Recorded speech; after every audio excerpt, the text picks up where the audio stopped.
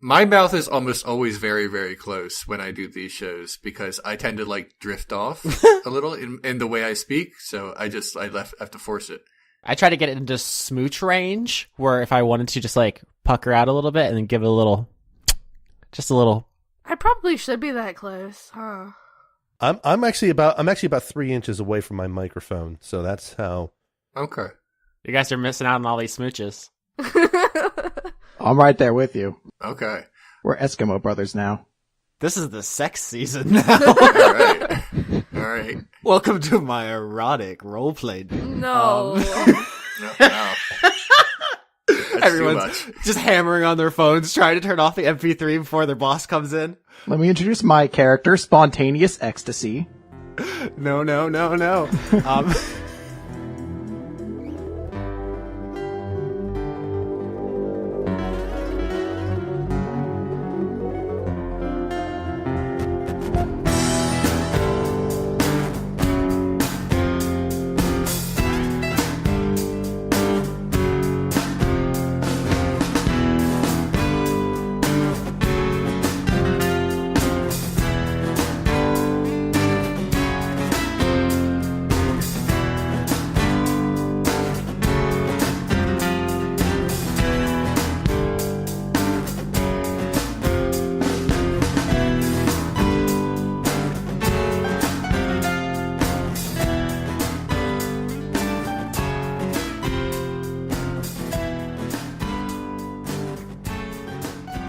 So we probably should start by explaining what this show is, because every new season is somebody's first season. Does anybody have a nice succinct synopsis of what we're doing here? I could describe it a little bit. Mm-hmm. You may be under the false impression that you're about to listen to a Dungeons and Dragons podcast, but in fact, you're listening to something that's much more. It's an adventure of hopefully high comedy, high drama, and low taste. Welcome to Dice Funk. That was like actually good instead of like ironic. Yeah, I was gonna make a joke about like all the times you said hi, but I couldn't think of one. Okay, we make dick jokes about dragons. Actually, I don't think we ever done dragon dick jokes yet. Yet is the main word there. Scaly. Now, for real though, this is an actual play role-playing podcast, a tabletop podcast, so you don't need any visual element. This is all voice, so it's rules light. We do a lot of house rules. I've done a lot of things behind the scenes, so you don't have to worry about a lot of math. The only thing you really need to be responsible for is that when someone says a number, it's usually on a scale from 1 to 20, 10 being average, 20 being a crit, which is perfect, the best you can do, and a 1 being a botch, which is the worst you can do. Everything else is just jokes and drama and characterization and plot and whatever else we get into. So you don't need to have listened to any previous seasons to enjoy this one. They're all self-contained like Final Fantasy, but we may occasionally make a little reference joke here or there for anybody who's returning. I'm your Dungeon Master, Austin Yorski. The Dungeon Master is the narrator, and they play all the non-major characters, the NPCs. Everyone else, who is not me, is one character. Yep. And the first up is probably the person everyone is here to listen to. Leon, you want to introduce yourself? Hello, I'm Leon Thomas. You may have heard of me. I will. Oh, should I just say who I'm playing, or or are we not going to do that yet? Let's start with who we are in the real physical meat space, okay. And then we'll talk about our fake elf make-believe names. Okay, I just wanted to make sure I wasn't jumping the gun there. Okay, I'm Leon. In the tangible world, I host a show on the internet called Renegade Cut. And let's see, what else do I do? Oh gosh, that's it, isn't it? That's all I do with my life. That's it. You've listened to not only an introduction but an epiphany, ladies and gentlemen. I also in season 1 and season 2, I was part of Dice Funk as a player, and in season 3, ditto. So we'll see how that works out. Mm-hmm. I played Dungeons and Dragons when I was young, but it was first edition, and none of the rules make sense to me anymore. but I you may have noticed if you listened to season 1 and 2. But I did recently. I do now have copies of the Dungeon Master's Guide, the Monster Manual, and the Player Handbook, so I know more about the math and stuff now. So we'll see how that works out in season 3. The end. This is the first season where nobody on the show is playing D&D for the first time, which means either we'll be way more competent or we'll all be too competent and then not interesting. Because it's exciting when people fail. That's one of my favorite parts about this game. We'll turn into rules lawyers and it'll be terrible. I mean, this isn't my first time playing anymore, but I'm just bad at life in general, so I'm probably still gonna fail a lot. I'm sorry, who are you? Hi, it's me. I'm Lauren. Sorry. Who that? Who that? Hi, I'm Lauren. In the real world, that's me. Ooh, I've moved up in the world since the last season. I was on season 2, but this time I work for the state of Florida. Woo. Nice. And that's like all I do. I'll save the new guest for last. So my name is Michael Schiciano, or Skitch. Most people here know me from various antics in writing music for web creators. Also, I've participated in several podcasted and broadcasted D&D sessions prior to even last seasons of Dice Funk. Now this season, this is going to be yet another attempt at playing 5th edition with some fun antics, and especially with our last player who I've plenty of experience playing with, if you know what I mean.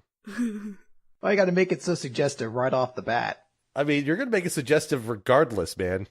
Yeah, that's fair enough, I suppose. So, Oh, should I actually say who I am? Should I give those details? Or we could just sit in silent reflection. That actually is pretty nice. I could use with some meditation. So if we just all want to stop and maybe like do some like quiet ocean sounds, that'd be pretty helpful. Or I guess I'll just tell you. Anyway, my name's Chris. Ooh, actually, that is the background for this works too. I'm Chris RolloT Larios. People might know me as the host of a weekly manga recap, or way back in the day as the host of Transmission Awesome, which was on That Guy with the Glasses / Channel Awesome. And yeah, I've been a part of a couple different online D&D games before that people may have been privy to. mm-hmm. Alrighty then. So that's all the players. I'm very bad at like the self-promotion part of this. Like I don't know. Same. Like I haven't said like where you can find any of our stuff or anything, but you can find Leon at patreon.com/renegadecut and on his YouTube channel and stuff. If that wasn't said, I'm on patreon.com/Austin Yorski. Chris is at patreon.com/weekly manga recap. Yep. Yeah, so we're all out there, and maybe someday I'll get good at that stuff. But for now, let's pretend to be fantasy characters. Mm-hmm. Oh, thank God. I don't have to talk about myself anymore. Yeah. All right, so I dread every first episode of every season, not just because I'm nervous, because I'm putting myself out there and subjecting my art to the masses for criticism, but specifically because one of the people I have chosen to share my career with is someone who delights in making me as miserable as possible. So you guys want to start there? Oh, that was about me, right? Yeah. Maybe. Talking about Sketch, definitely. Yeah, absolutely. That was crabsolutely about Leon. Absolutely. Look, in the first season, I had like a normal character. But in the second season, I just went like bananas, and Austin was like climbing up the walls about it. He will be happy to know that although my character is fairly going to be comedic, he's a little closer to season 1 Ronaldo than season 2 Violet. Like there's like tragedy and things that are related. Not in the name though. The name I just went crazy. You want me to go? Yeah, I mean, yeah. I feel like I say this a lot, but let's just rip the Band-Aid off. Yeah. Okay. I'm going to do like the 2 short paragraphs I told to Austin to describe the character, but I'm going to keep his gigantic timeline hidden for now, at least from the audience, so that it can come out naturally instead of just being a gigantic info dump. But my character's name is Viscount Bumbershoot von Victrola, the fanciest vampire, heir to the blood throne of Fang Sylvania. He's the best character. All right, so a little bit of background. Fang Sylvania was actually burned to the ground by a famous vampire hunter named Raven Stern. Bumbershoot has been on the run ever since, as Stern has a legion of fanatical anti-vampire followers. Stern actually burned Fang Sylvania to the ground, but not just for the vampires. Like, all the innocent people may have died as well. So he's not a nice guy. Anyway, Bumbershoot fled. He lost sight of the vampire who sired him, named Count Danto, a young-looking but ancient vampire.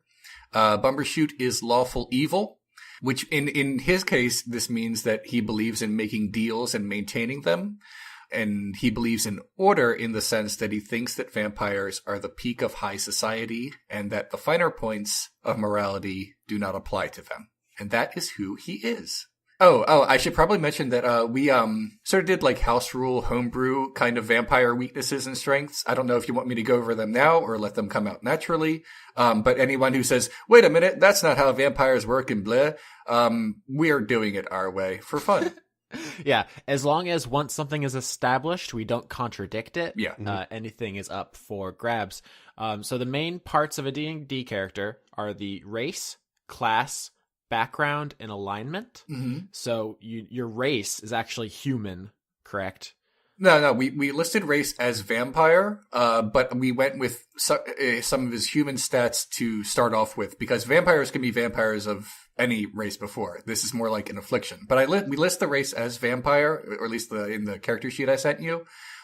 His class and level is level 6 rogue, background is noble, alignment lawful evil, and all the other stats. I don't know. Do they need to know my strength and dexterity right now, or is that not important? So traditionally, we roll stats on episode 1, but since we're starting at level 6, because all of you are starting out kind of badass for reasons we'll get into shortly, we rolled before because there's some decisions you need to make when leveling up a character. Yeah. So if you just want to run down your strengths and weaknesses real quick, that's fine.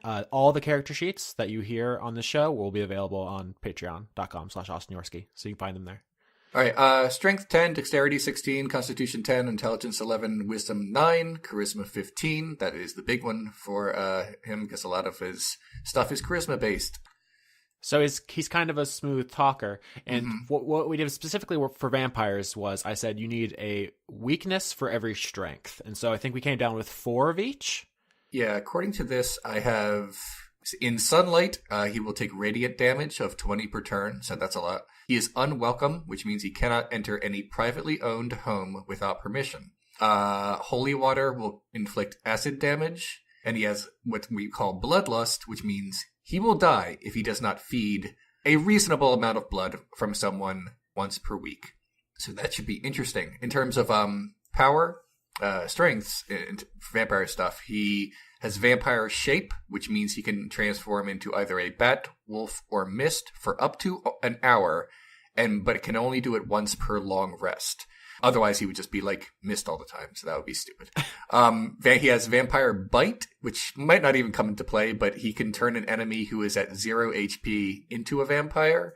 We haven't gone over all this, how that would work, but basically sired vampires are inherently loyal to their master, but not like slaves, more like compelled. Vampire control just means he will have advantage on persuasion, and it could also work on simple animals like dogs and cats. And he has dark vision, which is not that big of a deal because a lot of races do, but he can see in the dark. Not so regular humans cannot, obviously. So that's it. That is everything anyone needs to know about my character. So one more time, Leon Thomas is playing. His full title will be Viscount Bumbershoot von Victrola. Bumbershoot von Victrola is his name. You can just call him Bumbershoot. Otherwise, that would be very cumbersome. You'll be able to tell how much an NPC respects Bumbershoot by how much of that title they feel compelled to include. Well, he does have noble background, which means people should respect him, but depending on their views of nobility. Yeah, that is fair. That is absolutely fair. All right. So who's next? No. Okay, I could go next if you want. Please. I am playing a character by the name of Rollin Hawklight. He is a half-elf, lawful good justiciar.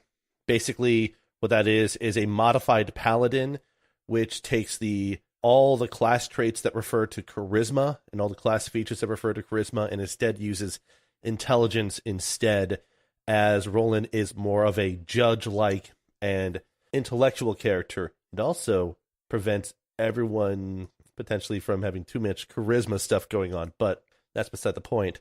His background is Knight of the Order because he used to be a member of a paladin order called the Order of the Merciful Sword. And basically, he was an orphaned half-elf who was raised in a church named the Nisan Chapel and sort of raised and taught under one of the various lawful good deities. He was fairly bookish and sort of read up about other similarly aligned lawful good deities and became fairly devout towards what's known as the Triad in the Forgotten Realms of Tyr, Torm, and Ilmater. He became a member of the Order of the Merciful Sword, traveled with them and did various missions until one day where his crew was forced to attack a helpless orc village. He viewed that as an affront to his beliefs, refused to attack anyone, and was subsequently flogged and dismissed from his order. Since then, he's been operating on his own and finds himself in our current setting for the campaign in order to find redemption for himself and to also exemplify the ideals of the deities that he follows. Other notable strengths and weaknesses, his stats are 16 strength, 10 dex, 14 constitution, 18 intelligence, 8 wisdom, and 7 charisma. So charisma is actually his weakest stat as a half-elf. And other than that, he's just a level 6 paladin just this year. And I think that's all I need to go over for the time being. So your guy is very smart. Yes. But a little abrasive. Right. For the mental image here, I picture Rollin as heavy armor. Mm-hmm. The picture I have in Roll20, the app we use to roll, I have him as Reinhardt from Overwatch. So that's but he's like, I mean, elves are kind of like notoriously like skinny, but like I'm picturing this is the big kind of guy. Well, he's a half-elf, so he's has both human and elven traits, and like half-elves in different editions are treated as that line between human and elf. So he's not as heavily stocky as a really strong human might be. He's not really frail either. He's also 43 as of the beginning of this campaign, so he will appear somewhat middle-aged relative to other characters, though he still isn't too old as far as a half-elf goes, because they live longer than humans. Yeah, so that's something that Leon didn't mention about Bumbershoot. How old does he look, and how old is he actually? Oh, okay. All right. He was transformed into a vampire when he was 46. He is now 104. So he has spent, I guess, the majority of his existence as a vampire and sort of thinks of himself far more as that than human. All right. So we got two daddies. Two older gentlemen. Most of the D&D characters I've ever seen, whether on podcast or in real life, are like spry young 20-somethings. Mm-hmm. This is off to an interesting start and a contrasting start. The picture I have here in the Roll20 for Bumbershoot is Edward Cullen, naturally, and Leon was quick to tell me, no. He's super old. Yeah. He's also like quite dapper. I don't know if you put a fine point on that, but we're picturing him with like a walking cane. Yeah. I mean, I can go into more. He has a monocle. He has a walking cane. His hair is slicked back. He has like a mustache, a fancy kind. So notable features about Rollin physically. He has some scarring. Yep. From when he was flogged and released. And do you want to talk about his armor? Well, he has a set of armor that reflects his beliefs closely, but he does not currently possess them for reasons that we will explore in the game itself. His current armor is just splint mail and a shield, and he wields usually a longsword, but sometimes other weapons as well, given his strategic background. All right, so Bumbershoot von Victrola, the rogue vampire, and Rollin Hawklight, the half-elf justiciar. Next up. I'll go. Well, no, all my stuff is bad and dumb, so... Alright, so I'm gonna be playing Theodora, or Dora for short, the Nixie, who did make a couple appearances in Season 2 somehow. She is a warlock, background is trickster, which is kind of something we made up, but she likes to prank, and my alignment is chaotic neutral. What's a Nixie? Okay, oh god, I know. You just kind of threw that out there. I know, I feel I'm like Googling it now. It's like a tiny, like, scaly water pixie, basically. Now, when you say pixie, I think Tinkerbell handheld. Is that how big you are? That's true. They're not always that big. It's like, I know how big she is. She's 4 feet tall and 40 pounds. Yeah, you're like roughly halfling or gnome sized. Yeah, there we go. You're one of the small fantasy races, but you're kind of a water thing. You're of Fey origin from a different plane of reality, the Fey Wild. You're amphibious. Lived in the swamps. Yeah, very swampy. The Nixie of D&D actually hasn't appeared in any of their published material for quite a while. The version we used to build your character, I think, was 3rd or 4th edition. I think it was probably 3rd edition because I don't believe Nixie was actually a 4th edition race. Pixies were, though. Yeah, so it's been a while since these were even officially supported. We kind of went weird with it, but the mythological origin of this creature is actually kind of fascinating. Almost every like European culture has their own version, and they all have the different names. Sometimes they're called Nex, Nicors, or Noken, but they're kind of similar to mermaids, but way spookier. Kind of like Kelpies, right? Like, except for Kelpies, I think shapeshift. Tim Burton's Kelpie. But the powers you get specifically as a Nixie are that you can breathe in water and that you get once per short rest create water. Yes. So your powers are very aquatic. Yes. The life aquatic. Very moist. So that's what you are species-wise. What's up with what are warlocks? Teach me how to warlock. Okay. Well, they're like magic dudes. Do you want some help? Yeah, I don't know why you're making me define everything. Fuck you. I wasn't ready for this. Warlocks are spellcasters, but they don't gain their powers through study, nor through just a natural connection to the weave of magic. They gain their magic basically by making deals with otherworld entities known as patrons. Thank you, Skitch.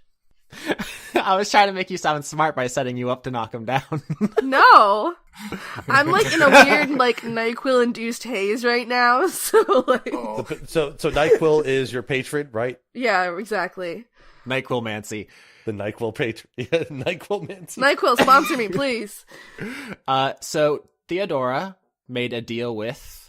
Oh god, I don't know if I can pronounce this. I tried to make you do it, and I don't think you could do it. It's Gaunadar? Is that how you say it? Gaunadar. That which lurks. He's a giant spooky eyeball. Yeah, so the 4 gods you'll need to know to enjoy this program are the 3 that Rollin, as a paladin of, the Triad of Ilmater, Torm, and Tyr. You don't need to memorize that right now, but Ilmater is the god of suffering, Torm is the god of duty, and Tyr is the god of justice. Yep. And the 4th one is Theodora's patron, Gaunador, or that which lurks, the god of lurking? Basically. He's just like a creepy, weird, evil guy. And like nobody likes him? Yeah, and he just like picks up randos and like sends them on evil missions, which is how you get caught up in this campaign. I was like accidentally drowning people in the swamp because that's like the whole thing that Nixies do. And he was like, wow, you're so good at murdering. Surprise, I'm not good at murdering. It's just an accident. Yeah, that's one thing that we probably should clarify. Your alignment isn't evil. It's chaotic neutral, which means you get into stuff not because you wish other people harm, but because you're just a hot mess. Exactly. People around you suffer, but it's not malicious. Yeah, like, I put in my ideals and shit. Like, I don't have a problem with violence. Like, I'm not gonna go out and just murder people just cuz. But I don't have a problem with resorting to violence if I need to.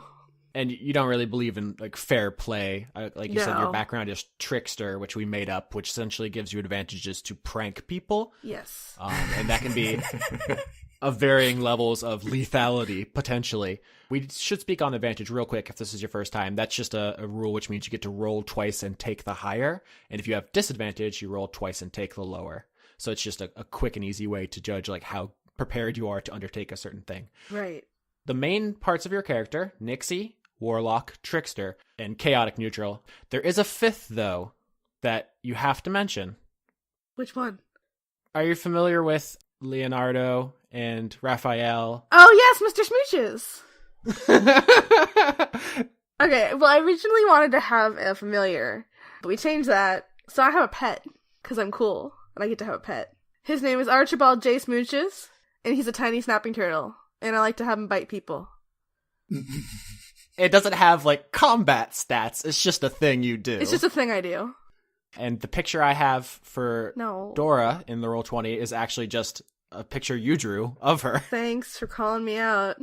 It's good. Whatever. No. blue hair and green scaly skin, and you wear a lot of purple with eyes on it. Yes, I have a very specific look. Mm-hmm. Part of because when I was looking up That Which Lurks, and he has a thing about things looking the right way. I guess because he's a giant eyeball, and you want things to look nice if you're a giant eyeball. You gotta deal with it. Part of Dora's character is that she knows how to sew and shit, so she has a cloak that's embroidered with eyeballs because that's his symbol. And my spellcasting focus is an enamel brooch that holds my cloak together, and it's shaped like an eyeball. Mm-hmm. Yeah, so Rollin wields a wide variety of paladin weapons. You use your warlock magic powered by your brooch, and Bumbershoot, you have a sword cane? I have a rapier that is inside of the cane. All right, sword cane. Should I go through my stats? Sure. Okay. Surprise, strength of 6. Oh. Because I'm tiny. I'm tiny! Yep. Dexterity 12, Constitution and Intelligence are both 10. Wisdom is 12 and Charisma is 16. Ooh. So I'm another smooth talker. Mm-hmm. It might seem strange if you're not familiar with D&D's 6 stats. Charisma is the spellcasting modifier for warlocks, because really what you're doing is kind of actualizing your will on the universe, which is a weird way to think of charisma in the way people use it in everyday language. Yep. But it's just the force of your desire to channel the magic. So warlocks know the secret. It's more that one of the ways to induce magic is through effectively force of personality or force of sense of self, and charisma is the best approximation of that in the system. I like my explanation better, but okay. Dora also has this secret, not so secret, underground crab breeding operation. What? Yes, so I breed crabs in my bedroom and I sell them. Oh, okay. Believe it or not, we're going to get there almost immediately. Great. All right, and the last character before we get into some setting stuff is... Me! Yeah, I'm playing, her name is Zoe Legrand, and she is a sorcerer, particularly a wild sorcerer. If you don't know what wild sorcerers are, for those of you listening, sorcerers essentially get their power via random kind of magical things. Sometimes it's bloodline, or sometimes it's the power of the storm and things like that. Wild magic, for all intents and purposes, is kind of just chaotic magic that exists, and you kind of lucked into having it as a power, and by using it, you can potentially cause more chaotic things to happen. It's some X-Men shit. It is. Essentially, the factors that can come out of casting magic as a wild sorcerer are unintended on behalf of the sorcerer themselves, and can be beneficial or detrimental, or I guess non-consequential to the sorcerer themselves. What that basically means is every time I cast a spell as this character, there's a chance I may have to roll on a table that could screw everything up for everybody. So, I apologize in advance for that. And in the same way that Leon is playing a non-player character race, and Lauren's playing a non-player character race, and Skitch is playing a non-player character class, we are using wild magic, but I'm going to be using a non-official table, aka I'm going to get buck wild and wet and wild all up in your character, Chris.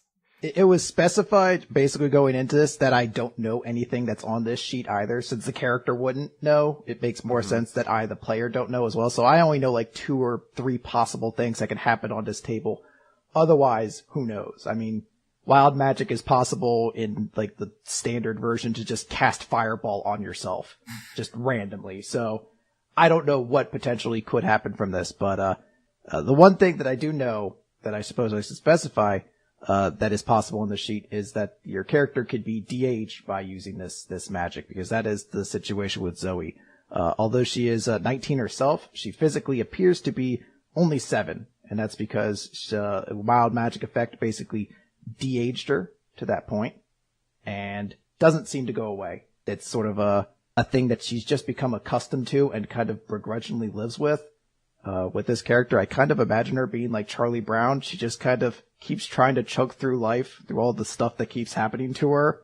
The football gets pulled away, she'll fall on her face and be like, not again. Then she'll get up and try to keep going. Yeah, on your character sheet, you have a slingshot, which is much more Dennis the Menace than Charlie Brown. Yes, I have a slingshot. Should all arcane power not be enough, I'm gonna just sling a rock into some fool's eyes and take him out that way. It's a dark and gritty Charlie Brown. It's the dark and gritty reboot of the Peanuts movie. So Zoe, Zoey, is a half-elf sorcerer with the background of... I just called it Kid. Once again, not in the book. Yeah, it's a custom one. Essentially what it just gives her... Should I explain the benefit of it, or just keep that in case it comes? Okay, it basically, whenever we're in, like, civilized environments, settlements, I can get away with doing shit, because people don't want to blame a kid or get them in trouble, so I can just do things like commit minor crimes and be a brat, essentially, and get away with it. So I can, like, go in and not pay for food and just be like, that's my dad, make him pay for it, and then leave. And so what's your alignment if you're going to go around doing minor crimes? Now that's what she can do. It's not necessarily what she is. She's neutral good. She's attempting to be a good person because she has, bold aspirations for becoming a bigger success in the world than her much more famous sister. Literally bigger? No, not literally bigger. She's given up on that. Though she is going to be very excited to not be the shortest person in the party. Much like my real life, I am the shortest person. Wait a second. Theodora, the Nixie, the ageless Fey Nixie is shorter than the child. Than the literal child. Yeah, I had to look it up online. I was like, how tall are 7-year-olds usually? And it said like about 4'3". It was an uncomfortable Google search to type, but yeah, it was like 4'3". Show me pictures of kids. Show me 7-year-olds. Oh no, eject. So Daddy Hawkley is the biggest in his big old armor, and then Bumbershoot, who is like a refined gentleman of normal stature, and then we have the physically 7-year-old Zoe, and then at the very little we have, how old is Theodora actually? Oh, because time works different in the Feywild, but from her perspective, how old is she? Yeah, I never really thought about that. Mm-hmm. She's old. She's pretty old. Okay, well, let's say she probably just doesn't care that much. Just yeah. I live in a swamp. Like, what the fuck do I care? How tall is Bumbershoot, by the way? About 6 feet tall. Okay. He's like not short, but he's like average, I guess. Is that average? That seems very tall to me. 6 is pretty tall for human. Yeah. Oh, okay. That's how tall I am. So I just made him that. Leon, self-insert OC, the swamp vampire. Perfect. All right. So I probably should mention Zoe's character portrait in Roll20 is the obscure character Nyx, NYX, from Fire Emblem Fates, who has essentially the same backstory. Very powerful, older woman in child's body. Anything else that you guys want to talk about your character before we get into this thing? Should I run over my stats real quick? You can run over your stats if you want to, Chris. Yeah, I should just mention, I'm going to go backwards with this. I'm going to be unorthodox. So for charisma, I have an 18. I actually got a decent score there. Then wisdom's a 12.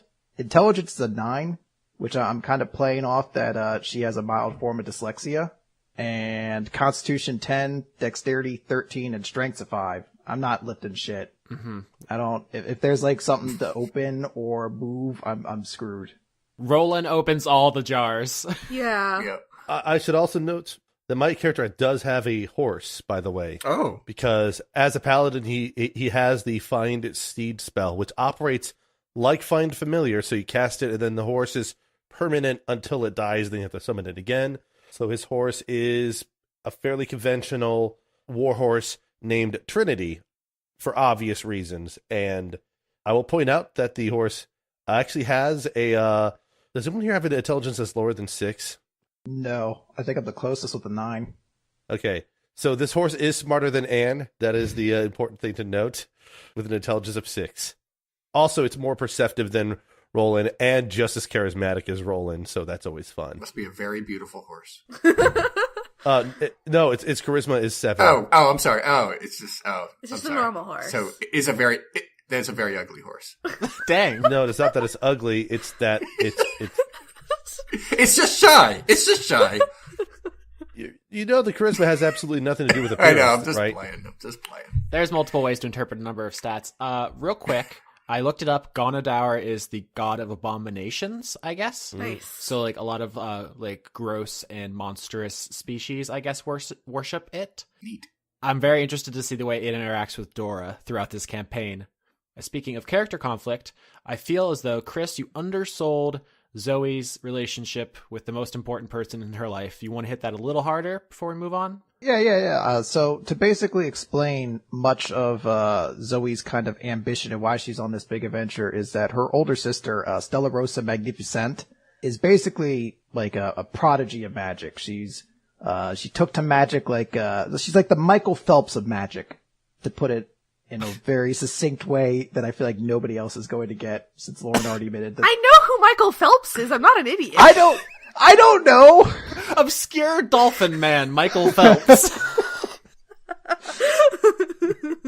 Yeah, so her sister is like the most amazing like person, essentially, especially in regards to her family. So her family, I don't believe is, particularly her parents, are not specifically intentionally malicious to Zoe, but they are horrendously negligent to the point where they just forget about her often. I imagine there are quite a few days in her life that was essentially the plot of the Home Alone movies, except without the point where the parents wake up and realize, oh my god, we left our kid at home. They only realize it when they get home and they're like, oh, kid 2, you're still here? Oh, sorry, I guess we forgot about you on this big trip. Yeah, so the older prodigy and the younger dyslexic wild sorcerer. Yeah, so she deeply desires to essentially escape her sister's shadow and become hot shit, essentially. Yeah, and I'm sure we'll explore that a bit. But so the idea is that your sister was naturally talented and very good at magic and made a name for herself, and you were just kind of... She tried. She just could never get it. As hard as she tried, she just couldn't get it. And then wild magic came along. Yeah, and then one day you just got super powerful and were scaring people. Yeah, and even though the magic is detrimental to herself, it's the only method she has to potentially get past where her sister is. So she kind of begrudgingly uses it no matter how dangerous it is. Mm-hmm. Alrighty then. So all of these character sheets will be available, like I said, on the Patreon, and also I'm going to have a character list in the forums. You can probably just Google Dice Funk and find them, but they're thefunkyshack.boards.net. That's where that will be as well. One more time, everybody, you just want to say your real name and then your character name, because we're going to, for the first couple episodes, we're going to assume there are some new people. Okay. Leon Bumbershoot von Victrola. made that sound like one person. What? It sounds like all one name. I'm Michael Schiciano, and I'm playing Rollin Hawklight, the half-elf paladin. I feel like it was pretty obvious what I was saying, but okay. Leon's just so famous, he just assumes everyone knows. Yeah. Yeah. Damn. It's like Beyonce. She wouldn't have to put her last name. You know who it is. Yeah. Right. I'm Leon. Bumbershoot von Victrola is my character. Okay. Which is, we're just going to assume no one's going to be able to spell until like the finale. Bumbershoot is like a regular word. Is it? And so is Victrola. Regular? Yes, Bumbershoot is a word. I picked like words that people can easily spell. You can Google the word Bumbershoot if you're having trouble. I mean, I'm definitely Googling Bumbershoot. Don't get it twisted. You're an annual international music and arts festival held in Seattle, Washington? Do you genuinely not understand what I said, Austin? It's an umbrella, I guess. Yeah. It is? I didn't know that. Oh, okay. I thought you did. No, it's a fancier English word for umbrella. That is why his name is that. We've learned something today. If by fancy you mean archaic. Yeah. Yes. That's the way I like it. All right. 2 more people. I'm Lauren Morgan, and I'm playing Theodora the Nixie. No last name. No, she lives in a swamp. Or she did live in a swamp. It's like Game of Thrones. Her last name is Muck. Yeah, right? Fuck. I'm Chris RolloT Larios. I'm playing Zoe Legrand. Legrand? Legrande? Legrand. Like it, love it, gotta have it. That's not gonna play to anyone who doesn't know about regional ice cream sizes. This is a disaster. I thought it was a McDonald's reference. I got it. Amazing. All right. So how do these 4 idiots get together to have cool Dungeons and Dragons swords adventures? Good question. Me. So the short answer is they're all bounty hunters and they run a bounty hunting company together. Longer answer is there's a cursed city in this world where all of these people find themselves. And the city is cursed so that once you enter, you can never leave. And there are a number of effects that has on a population, which we will no doubt explore. But in the short term, what you need to know is that there is no police. There is no government. There is only what you can barter for. And when you are as powerful as the player characters are, your services are valuable. And so all of you have turned to this line of work to do good as long as it is... Lucrative is not really the right word. Yeah, we'll talk about money. But before we jump right into the actual role-playing, there is the issue of what your guys' bounty hunting company is called. Because before we started, all I told you guys about the setting of this season is you're in a cursed city, you can't leave, you're bounty hunters. What is your bounty hunting company called? And here's the part where we just say names. I got a list here for you, so... I am rigid with anticipation. Yikes. Okay, Leah, do you want to start with this? I was hoping for the Squee Masons. I'll counter that with Splash, Slash, and Fangs serving justice 24/7. I got the slogan in there and everything. I like Doominati. Do you think Masonic orders are bounty hunters, Leon? They're fun. Ours is fun. Ours is fun that way. I like We're Actually the Good Guys Incorporated. Also, Just Ignore the Bite Marks Investigators. I like that one. You sound like fucking pizza delivery company. If your pizza comes with bite marks, you have some problems. The Long Arm of Martial Enforcement, also known as the Lame. Or the Last Actionable Weapons, known as the Law, respectively. Smooches for Sale were actually bounty hunters. Oh, that was my favorite. The Nightquill of Ne'er-do-Wells is what I just came up with while we were talking. Discreet Street Sweepers. Oh, Christ. Ilium's Hell Overture is another one I have in there. That's only funny if you realize the name of the town is Ilium, which it is. Yeah, and one of my serious names is the Eternal Shield. That's like a real one. Yeah. Yeah. That's like one someone would say if they were taking this seriously. Yeah, that's why I have that as my separate list there. My, serious name, the one that would actually not be, stupid, like the douchey werewolves or something, is the Avant-Gardes. I like that one. Oh, that's good. It's pretty good. Yeah. That's actually good, yeah. That is the one serious one I picked. The others are just things like Funkasaurus, but we don't have to do all that. I also like that. I have the Intrepid Investigators of Ilium as another semi-serious one, and then the Scales of Ilium. I noticed a distinct lack of Lauren and Chris. Is that because you guys did not prepare, or because... Oh, I didn't prepare. I wanted to let them get out their names because when I give you this first name, Oh. you're all going to agree it's the name we're going to go with because it's the best name. Okay. You built this up pretty hard. Yeah, I wanted you guys to be able to get yours because I didn't want your work to go to waste. So Oh, thank you. once you hear this, you're going to know immediately. So the name of our bounty hunting group is going to be the New York Football Giants. Pretty good. I like that. Now, we could just call ourselves the New York Giants. There's not another group in Ilium by the same name. But I think putting the football in there adds a little bit more kind of formality and a regal nature to the name. And your guys' secretary, Eli Manning, is just the most incompetent boob. But he tries so hard. He's such a good boy. Are these all sports words? They are, Leon. Okay. Now, if you don't like that, I have other suggestions here. Are they also sports words? No, they're not all sports words. Oh, good. So I was also going to suggest the Straw Hat Pirates. Oh my god. Pretty good. All right. How about the Stardust Crusaders? Austin, you know what that's talking about. I mean, yes. It's good. It's just, what does that mean in setting? And what did it mean? What did it mean in JoJo? It didn't mean anything. You can't just be like, no, Zoe's a huge weeaboo. Well, yes, she is now. What about the one you were talking about earlier? Well, that one's on here too. We could call ourselves the Golden Girls. And I will personally sing the Golden Girls theme song at the beginning of every episode. See, that has a great side effect to that. And we all have to decide which Golden Girl we most represent as well. Blanche. I'm feeling a lot like Dorothy. I feel Zoe and Dorothy kind of very well connect with one another. Can Leon be Sophia? Absolutely. I can't think of who else would. Who else is that sassy? We killed Austin. By the way, I have I have a full list of names here. I'm just going to read these off, and you guys can all decide which ones are your favorite after the fact. We can just do this for the rest of the episode, right? Yeah, this will be the whole episode. There's not actually going to be any role-playing. The Four Funksketeers. Georgia O'Queef and her loquacious friends. Now, the unique thing about this one, we haven't decided who Georgia O'Queef is. Anybody can still take on that role, and then the rest of us will be the loquacious friends. All right. Yep, me. I called it. Rumbleshoot is Georgia O'Queef, and then we're then the loquacious friends.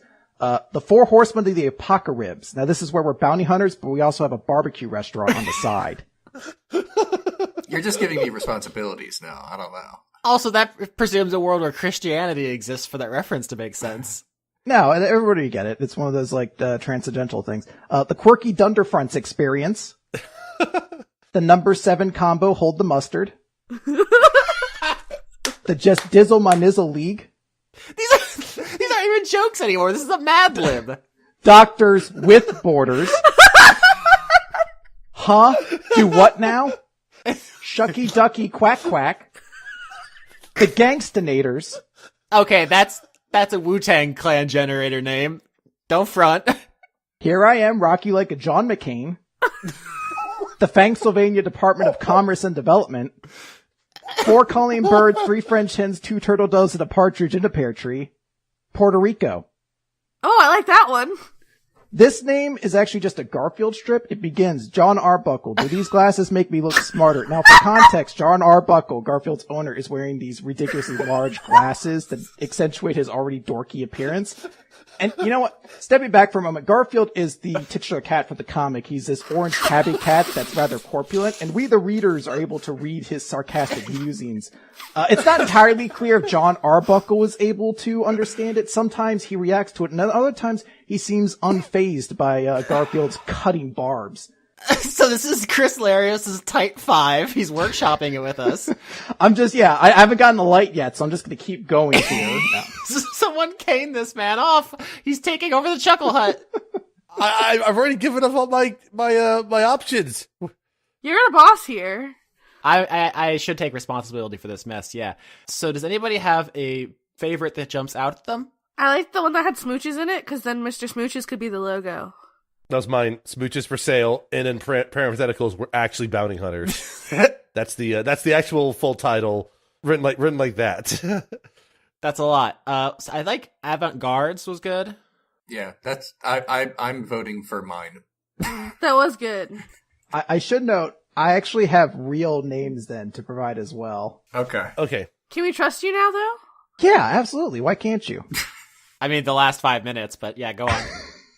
So I didn't know what, like, the place was going to be, but I just came up with the name, the Gray Street Guardians. If we lived on Gray Street, it would make sense. If not, it'd be very weird, but it still sounded catchy.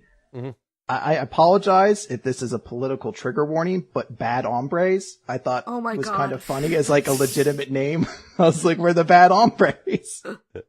Well, I mean, the first season was about immigrants and the second was about global warming, so...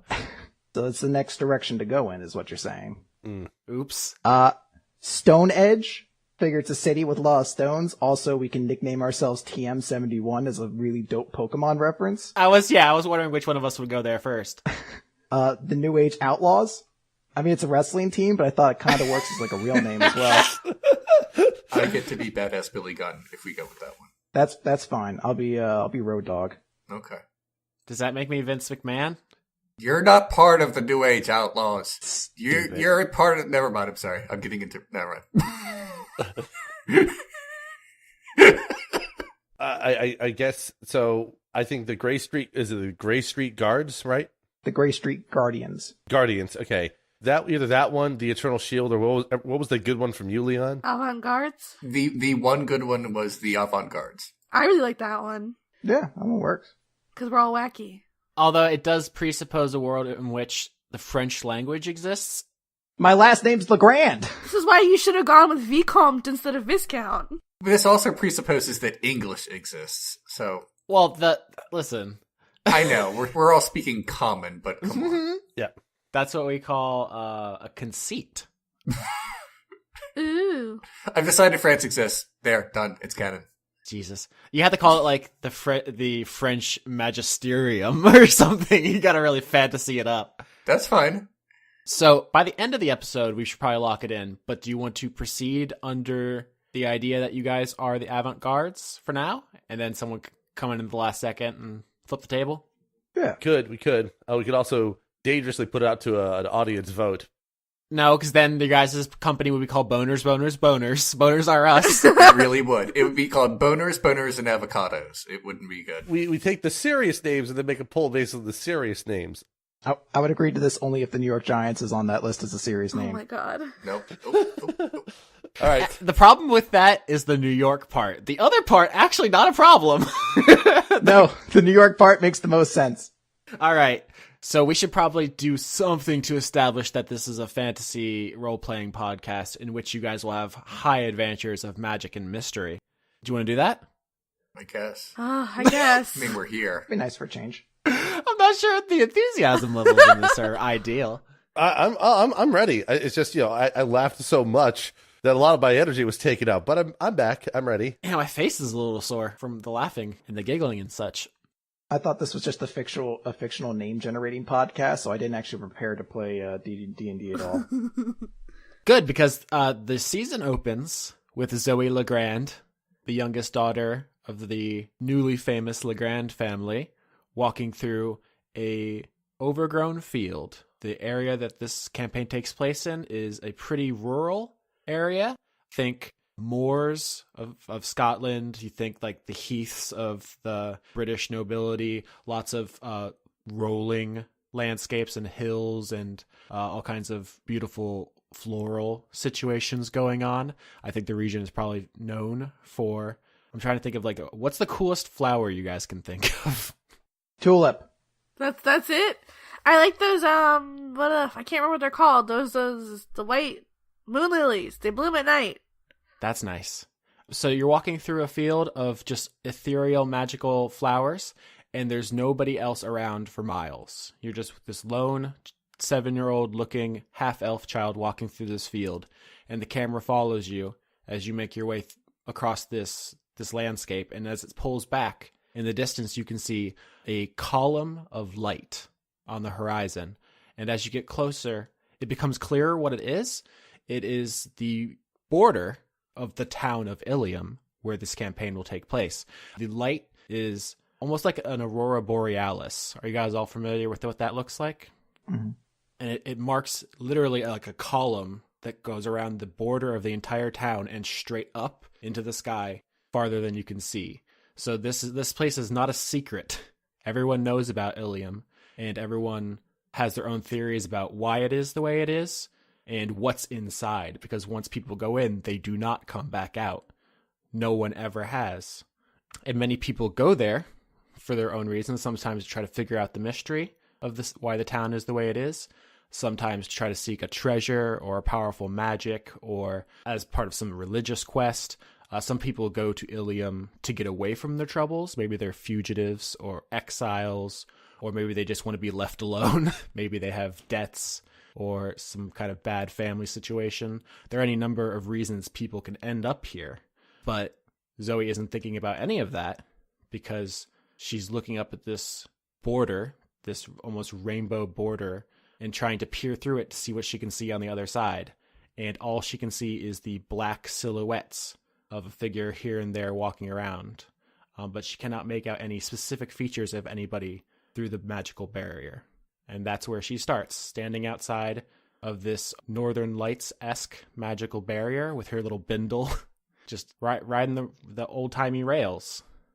Now this is the point where a smarter character would try to deduce things while they have this opportunity as to still being on the outside to conduct rigorous experiments to see what basically can and cannot pass through this barrier between the two. Yep. Zoe doesn't think like that, so she's just right through the barrier. Just boom, full immersion right through. Hey everybody, I have a 9 intelligence. Yo, what's up everybody? I'm an anime. I'm an anime? Yeah. What does that mean? I felt like the context kind of explained itself on that. Okay. You just walk right through and you don't feel anything. There's not like any sensation or any kind of resistance. You just step right through as if it was just light. And as soon as you do, everything that was silhouettes from the outside becomes crystal clear. You see a very sparsely populated rural village, like a charming British hamlet with very distantly spaced buildings and people milling around, minding their own business. Nothing particularly exciting going on right now, except for the fact that to you, everybody here looks incredibly strange. Like, regular people don't come to Ilium. Criminals, mad sorcerers, the last of rare and dangerous races, those are the kind of people who end up here. So you step through and you're like, now I've suddenly seen a giant for the first time. Just someone who just steps over houses like they're Lego bricks, like it's no big thing. I don't know how you react to this with your 9 intelligence, but with wonder and awe. I mean, this is beyond words, you'd like to think. I imagine she then is going to try to turn around and see if she can go back out. Yeah, that's something that you would naturally do. And just as when you're on the outside, everything on the inside looked like silhouettes without definition or features, now the outside world looks like that to you. She's going to try to basically, like, go back through as though it's possible, just to see. Zoe reaches out a hand, and when she presses it to the wall of light, she feels a absolutely solid and immovable surface, just like a wall of steel that does not budge or even really acknowledge her attempts to push through it. And it doesn't change form. You don't see anything visually change about it, but it's as if the wall of light is now 10,000 feet of solid concrete, even though it is a micron of light thick. I guess this place lives up to the rumors. And now you have your little bindle, and people in the town are starting to notice that they have a new visitor.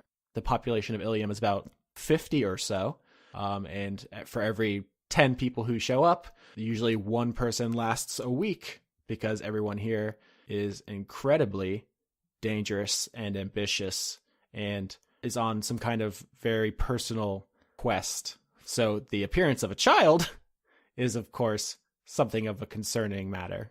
All right, so I want to, Zoe's going to walk up to essentially the first person she can see. Mm-hmm. And be like, hey, can I get a minute from you?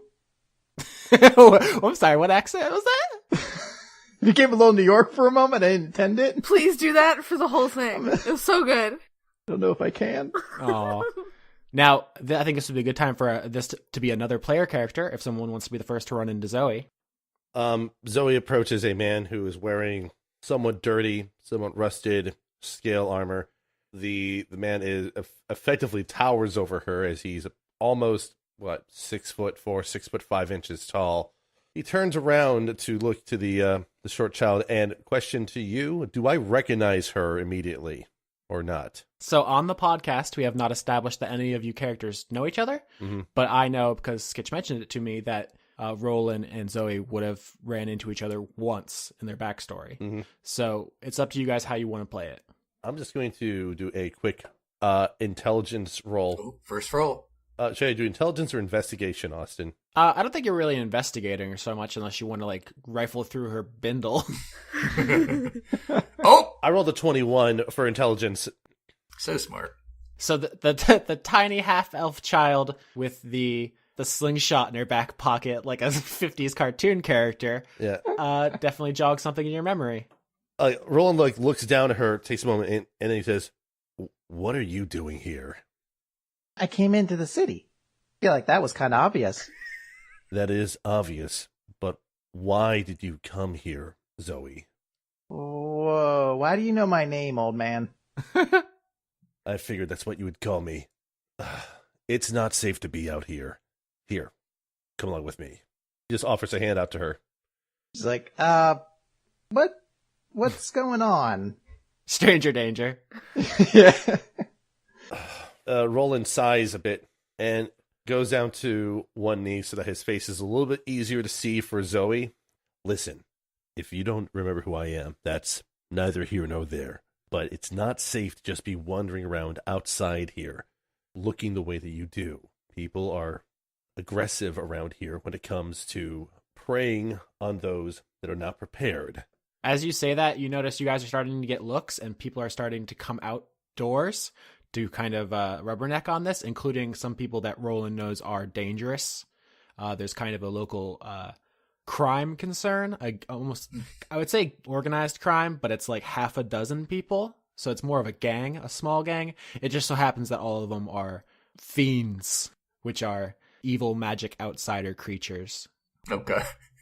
Rollin just sort of says, Zoe, we should be moving from here. Please, just come along for now.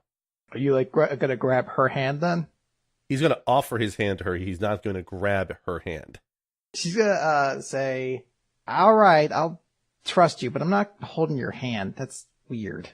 And she'll follow along after you instead. You're not my dad! In either case, my name is Rollin, to remind you, not old man. Then Rollin just sort of stands up and leads Zoe along, keeping an eye on anyone who might be spying on them as they move, as he takes her back to, well, the base of operations, as it were. I like, in my mind, I like to imagine that after you like turn to start leading her away, she like does one of those like childlike mimicking you, the last words you said with like a stupid face on hers, like, "Man, my name's Rollin, if you don't remember." We're establishing her as a little bit of a bit of a shit, huh? little bratty, but yeah. Austin, I have a question. In Ilium, is it day or night right now? Ooh, that's an amazing question, and we will get there in, I promise, just a sec. Okay. So Rollin takes Zoe, not by the hand, but takes custody of her, as it were, and starts to lead her through Ilium, which is Ilium. Let me write that down. And he makes a mental note of the Gawkers with his, I believe, +4 passive intelligence. Mm-hmm. So if at any time you want to like reflect back on the people who saw this, you can. And there are some notable faces who are out here witnessing this, but you're leading her to your guys' office, the building that you pawned your armor to establish. Now, I say pawn, that's kind of shorthand because money, as conventionally used, is not really a factor in Ilium. Gold doesn't have any sway. Instead, Ilium works on a barter system. So usually it's something you can make or something you can do is what determines your value. And for Rollin, when he showed up and he wanted somewhere to live, it wasn't as if there was a real estate market he could buy into. So instead, he went to the local crime concern, the gang, as it were, and he traded the armor of the Triad, his gods. Basically, it was a gift from his home chapel that was granted to him before he set off on his personal journey. But it's not as if he just gave it to a pawn shop and they gave him money. What he got was a favor, and so they called in a favor from someone else who owed them. And in this case, it was a giant who constructed your guys' base from stone, from the earth. So what Rollin needs to pay back is a favor or some kind of equipment or some kind of item of equivalent value, which is something that we'll explore as the season goes on. But in the distance, Rollin and Zoe see that building, which I guess has a sign outside which says Avant-Garde Bounty Hunting Services, unless anybody objects. How do you guys want to spell that? Here, it's like, mine is a pun, so it's avant and then guards. Guards? Yes, that was the joke. Yeah, I just want to make sure that's how it's spelled. Okay. All right. Is there like a symbol? Do you guys have a logo? Oh, I hadn't thought about that part. I only have names. It should be my turtle. Yes. Yep. Please, yeah, turtle. Okay. Turtle. It's a turtle. I was going to say a turtle on a shield. Yes! That's fine. Yeah. Nice. And that is a 2-story white stone building. But as you approach the building, Zoe, you hear a ruckus from the second floor. Is everything going on all right in there? Oh, it's fine enough. It's probably just the others having a discussion of sorts, or I'm not even sure what it is anymore sometimes. Rollin, you definitely know the ruckus is coming from Dora's room. Yes. Oh my. So you guys walk in the front door into Avant-Garde headquarters, and on the reception desk is an enormous pile of papers and books and forms and charts and calendars. It's like half desk and then half paperwork, and to the point where if there's somebody sitting at the desk, you cannot see them. Is someone sitting behind the desk? I don't think Leon is sitting behind the desk. Probably not. Nope. Rollin, you do know that you guys have a secretary, a non-player character. Okay. Just want to make sure. It's your guys' Janine, if you guys are the Ghostbusters. Right. But your secretary's name is Winifred? Or Winnie. Or Winnie, or Win. You guys call him all kinds of names. What about Fred? If you want to. He doesn't mind. Roland just sort of says, Winifred, are you there? Yep, I'm just looking at the forms. I have someone to introduce you to. From behind the stack of papers floats up what appears to Zoe to be a jellyfish. Yes.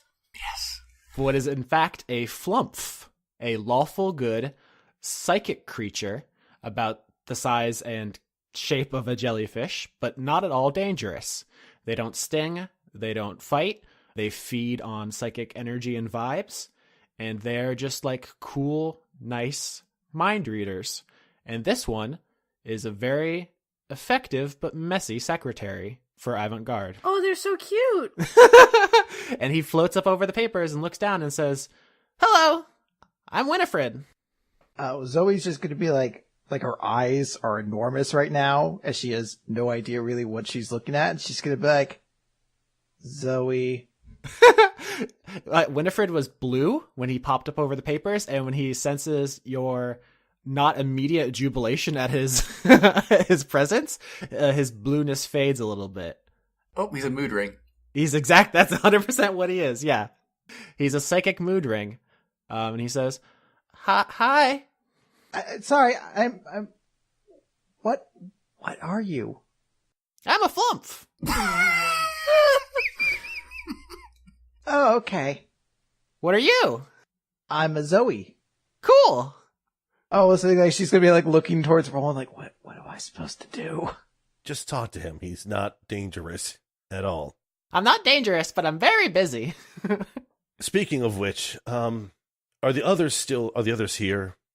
As you say that, you hear a crash from upstairs. I'll take that as a yes. He goes, "Yeah, I think it's some kind of crab thing. Right. It's crab day." Crab thing? Right. Roland will just glance at Zoe and say, "It's not going to make more sense until it makes less sense at first." Winifred floats back down behind the papers, and you see there's also an orb on the desk behind some of them. It's kind of like a fortune-telling ball almost, like a purple glass orb in a little stand. And as he sits there with some of his tentacles, he's writing stuff in, he's filling out forms and receipts, and with the other, he just lays them on the orb, which glows a little bit. And that's what he does. Nice to meet you, Winifred. I would say I like to think some of the paperwork is like crab order forms.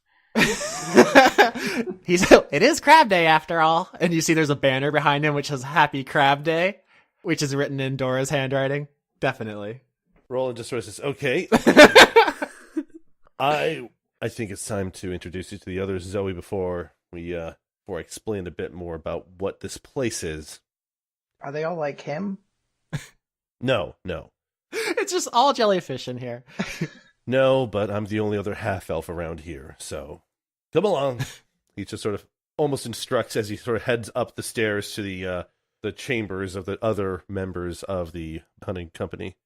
On the second floor is a long hallway, which with doors for all of the different party members that have their personal bedrooms. Roland's door is probably open, and you see his bedroom is basically half bedroom, half armory.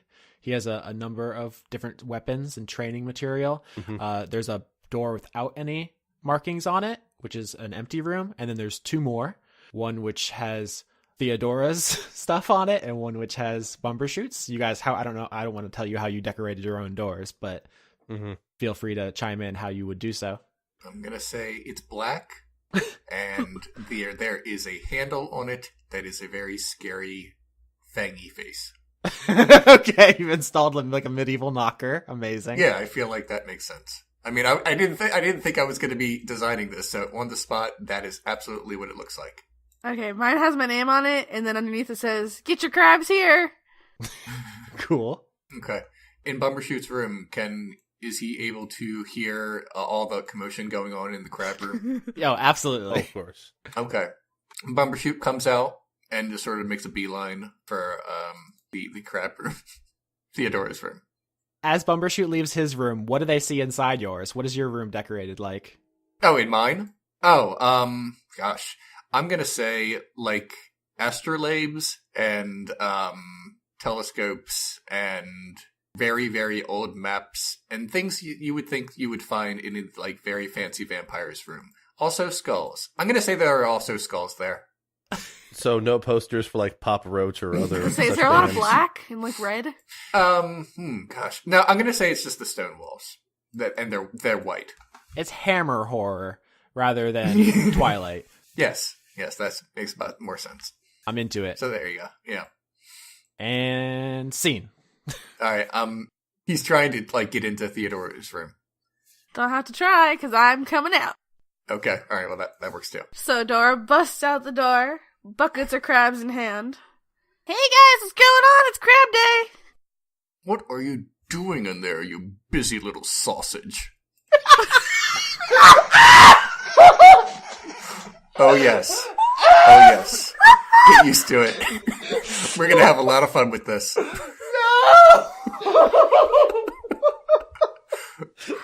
come on, Bumbles, you know it's crab day! And Dora's gonna throw a crab at him. Oh, that's disgusting. That one's on the house! How dare you? And then he leaves. He's done. If I can have the two of your attention for a moment. What? Sorry. We have a newcomer to the town here, as Rollin motions to Zoe. Oh, hey, you're short too! Oh, is it snack time already?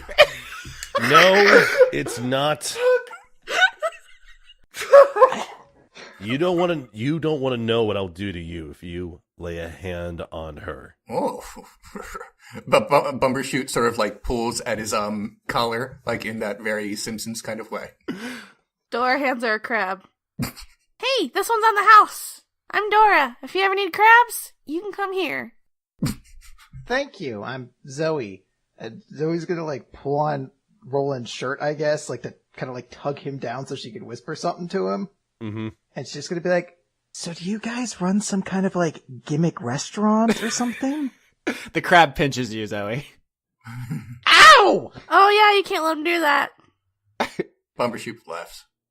Wait, these are live crabs? Why? Well, because they're good for friends or food. Think about it. If you're lonely, you can have a crab for a pet. If you're hungry, you can eat them. I really am a genius entrepreneur. I could think of no reason, like no rebuttal to that. See, I gotcha. I think it would be prudent for us to have a small meeting about this situation right here in either case. All right. Let me get these buckets down to Freddy, and we'll talk non-crab business. Right. All right. There is an exit to the roof, which may not be the first thing you think of as a meeting place, but given the geography, it would allow you to see basically all of Ilium because of the slopes and so forth.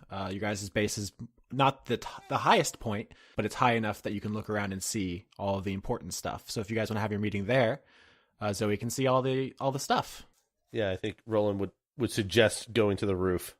So Dora drops some crabs off with the bewildered secretary as you guys convene on the roof of your 2-story building and look out over the rolling hills of Ilium. You see the kind of what looks on the outside to be kind of a charming, quaint little village, but which has notable features like giants walking around and gaggles of devils and other fiendish creatures which could obliterate you with a wave of their hand, and all kinds of other very powerful, pretty scary looking creatures, some of which you know are perfectly harmless and some which you know are not. But before any of that is explained to Zoe, there's one thing which catches her eye above all the others, which is an enormous tower in the center of Ilium, almost like a lighthouse. It's very narrow, so there's only about one room for each floor of this tall structure. It is pure white, and on top is an orb, a perfectly circular magical orb which radiates magical light from one half and magical darkness from the other. and it slowly rotates to give Ilium its day-night cycle. And per Bumbershoot's request, the magical light is not UV, and so he is not incinerated every day. There was a period after you showed up when you were on parasol patrol pretty vigilantly, but you filed the papers and you got that taken care of. And as you look across the city, there are quite many things that need to be explained, but that will have to wait, because as you guys are looking over this landscape, Winifred floats up and he has a dossier, which he hands to Rollin Hawklight, your informal leader, and you guys have a job. So you guys aren't a restaurant?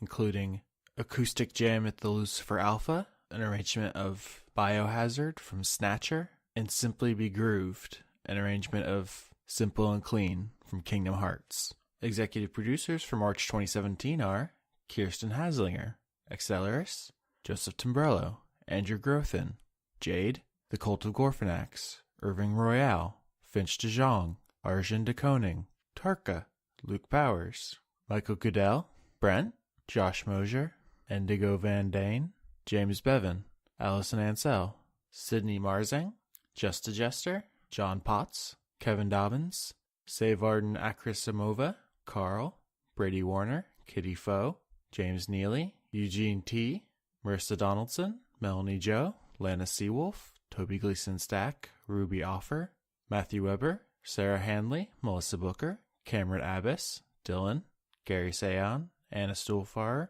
Sean, the host of Funk Dunk, Giorgio Renna, Harrison Andrew, Kevin Silo, Christopher Charlo, Jorit, Beeger Arnston, Cody Jackson, August Rue, Athos, Ingmar Gremen, and Paul Mullen. If you'd like to join this list, you can support the show directly at patreon.com/Austin Yorski. And you can support Leon directly at patreon.com/RenegadeCut. And you can find Chris at patreon.com/Weekly Manga Recap. If you'd like to help indirectly, you can always find us on Google Play, Podbean, YouTube, or iTunes, and like, review, comment, or rate us there.